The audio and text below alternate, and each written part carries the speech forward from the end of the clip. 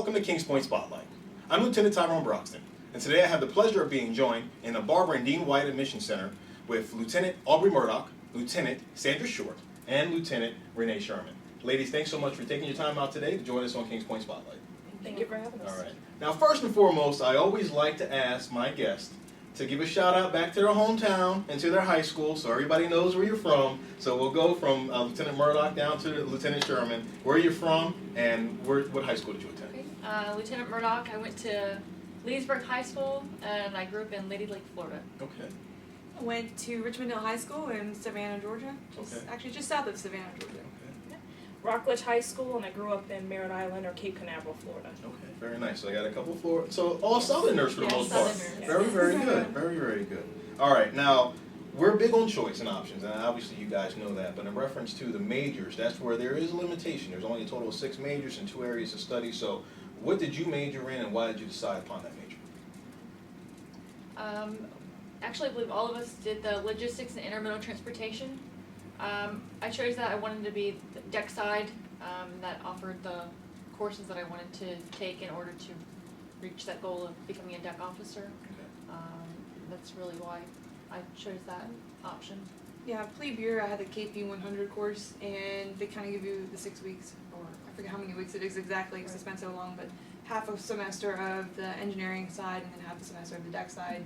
And I wasn't really strong in the math department, so knowing that and knowing that I was interested in being more in the organizational role on the ship side and organization on shore side, with the logistics route instead.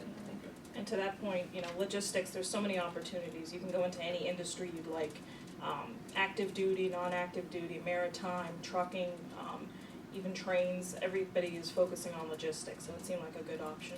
Okay. And personally, I always tell the students that I meet, I think it's the most viable of all the options, Yes. exactly for what you said, because you can go into any branch of service and or business, and you need logistical experts. So Definitely. this is the place to learn it out. Yes. Now, from an obligation standpoint, I think it's pretty understood. You got to work in the industry for 5 years upon graduation if you decide not to go active duty. But let's focus on the other 2 components, because sometimes I guess some people are a little confused as to how does that all work in conjunction to the working in the industry for 5 years. So you have the Naval Reserve component, and then you also have the renewing your license or upgrading your license component, the U.S. Coast Guard license we're referring to. So I'm going to break this down into 3 questions. First, for Lieutenant Murdoch, how long must you serve in the reserves, and can you serve in any location? You serve for a total of 8 years. You do 6 years active, where each year you do 2 weeks of active training, and then you do 2 years inactive, where you do no AT. It's more of like a phone call just to make sure you're alive and kicking. You can serve in many locations. I know most of us do it. San Diego, they do an NDOT course in San Diego for your first 2 weeks, and then after that you go online and you find courses wherever you want to go. There's a training spot available for you. So very, very convenient in the likes if you Right. have a family Right. or you're working, whatever the case may be. Exactly. And you schedule it really on any 2 weeks that you'd like that Okay. match up to your schedule. Okay, Right. very, very good. And you do get paid from your job. You're not taking vacation time out. No. It's variable. Some jobs do pay you while you're on AT, and some jobs reimburse you for the part that you're not getting up to whatever you're being paid for those 2 weeks. Regardless, you're getting paid from the Navy while you're doing your 2 weeks Right. AT. And all employers are required to allow you to do the full 2 weeks with no issues, no vacation time used. Okay, very good, very good. All right, now Lieutenant Short, what are some of the responsibilities of a reservist? Well, you do have to do your minimum of 14 total days of AT each year. You can do more than that, but at least the minimum. You can also do correspondence courses. But as a midshipman, they'll actually go through the naval science portion of it and tell you how many points in the point system. So if you would like to maintain a 20-year commitment or career with the Navy Reserve, you can maintain it by keeping good years on your record. And as far as responsibilities, it pretty much depends on what your major is and what your designator is. Like, for example, all 1625 deck side instead of engineering. So we basically do a lot of safety, firefighting, maintaining ships, charts, navigation plotting courses, that sort of thing. And it also depends on your background. So you can do ATs where you're integrated with port operations and that sort of thing. So there's a lot of options, and that also fulfills the commitment. Okay, Sounds good. And Lieutenant Sherman, in reference to, we're gonna switch gears now and Mhm. move over to the U.S. Coast Guard license. Mhm. Now that license expires at 5, Yes. but you must maintain it for a minimum of 6. Exactly. So if you're working ashore, as I assume all of you are, Mhm. you're not necessarily getting your sea days in to upgrade your license to second decade.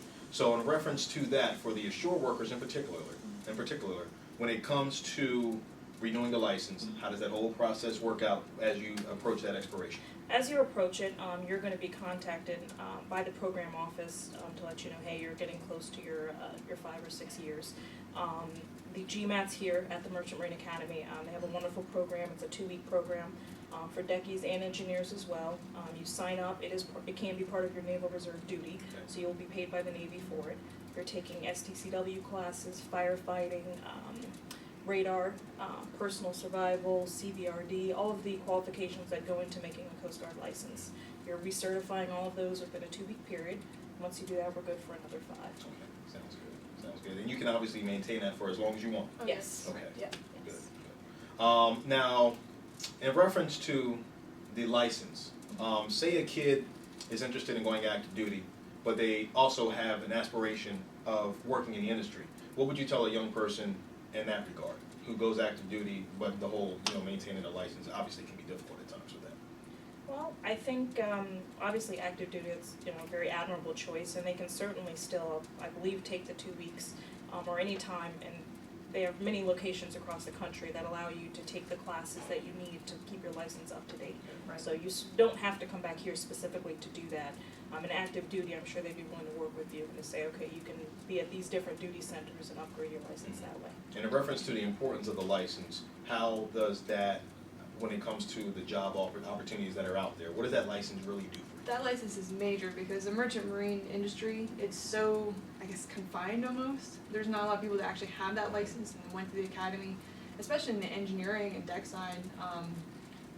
Like for example, I have a friend we actually all graduated with in the Marine Corps. She was an engineer, and one day when she does get out of the Marine Corps after she finishes career, she might go back to sea. So she wants to continue to renew that license because she loves to Yes. be involved in engineering and that sort of thing.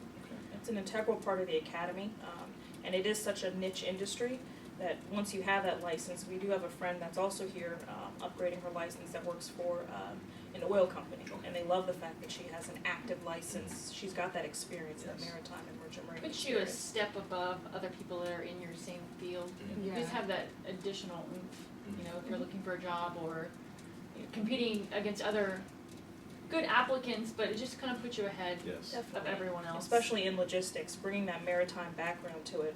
A lot of people know trucking, Mhm. people know rail, but you bring maritime into it and it really completes the picture. Okay. Especially in a very male-dominated industry Yes, that's highly favored.